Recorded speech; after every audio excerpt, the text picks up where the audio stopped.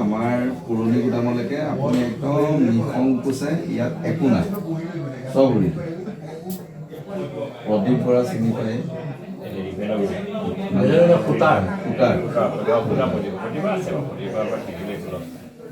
তাৰপিছত নহয় মানুহজন মানে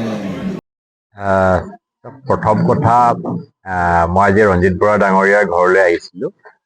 ৰঞ্জিত বৰা ডাঙৰীয়া বহমপুৰ সমষ্টিত তেখেত কংগ্ৰেছৰ ব্লক কংগ্ৰেছৰ সভাপতি আছিলে আৰু বহুদিন ধৰি কংগ্ৰেছ গোটেই দলটোক বহমপুৰ সমষ্টিত যদি ধৰি ৰাখিছিলে ৰঞ্জিত বৰা ডাঙৰীয়াই ধৰি ৰাখিছিলে আৰু আজিৰ দিনত ৰঞ্জিত বৰা ডাঙৰীয়াই ভাৰতীয় জাতীয় কংগ্ৰেছ দল ত্যাগ কৰিলে আৰু ত্যাগ কৰাৰ পাছত মই তেখেতক লগ পাব আহিছিলোঁ। তেখেতৰ লগত মত বিনিময় কৰিলোঁ, কথা পাতিলোঁ আৰু তেখেতেও খুব স্বইচ্ছাৰে যে অসমত মই ভাবোঁ ৰঞ্জিত বৰাৰ দৰে অসমক ভাল পোৱা গৌৰৱী অসমীয়া কোনো এই কংগ্ৰেছ দলত থাকিব নোৱাৰে। আজি যিকেইজন কংগ্ৰেছ দলৰ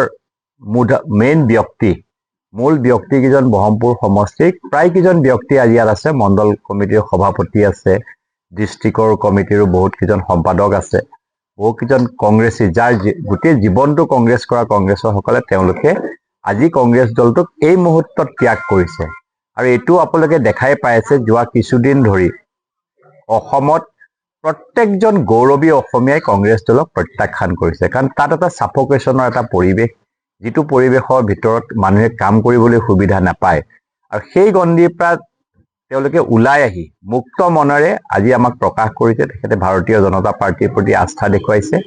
অহাকালি দিনত 3টা বজাত অসমৰ মন্ত্ৰী পীযুষ হাজৰিকা ডাঙৰীয়া আহিব।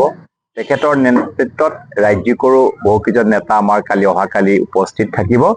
তেখেতৰ নেতৃত্বত অহাকালি সদল বলে ৰঞ্জিত বৰা ডাঙৰীয়াৰ লগত বহুকেইজন কংগ্ৰেছ দলৰ পদবীত থকা বহুত কেইজন নেতাই অহাকালিত আমাৰ পুৰণি গুদাম বাপুজী হলত যোগদান কৰিব।